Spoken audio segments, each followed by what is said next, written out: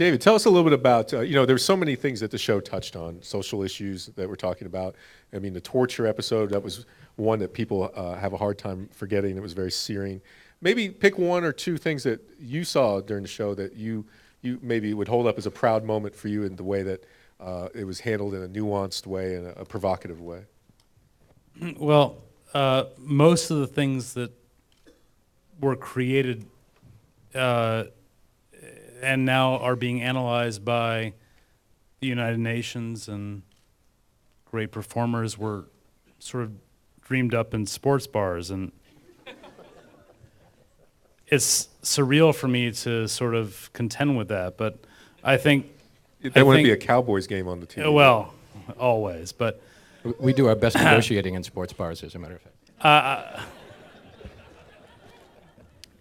I think Ron touched on this earlier. We were averse to attempting to adapt headlines.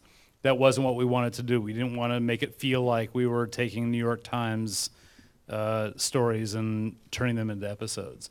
There was a sense of course, this fairly restrictive administration and a period of time when it seemed like human rights and freedoms were being restricted and that we were being misled and that we were not clear about why we were doing things we were doing, why our sons and daughters were being lost. And I think that sort of just uniformly indoctrinated itself into the work. And the work was all about drama and all about trying to make people feel what we were feeling in the room, what we were feeling as we discussed things with each other. And it wasn't that dramatic. It really wasn't that situationally specific. It was really about just trying to tell good stories and finding ourselves in the midst of this period of time in America where those good stories were being informed by kind of a sick world and an upsetting world.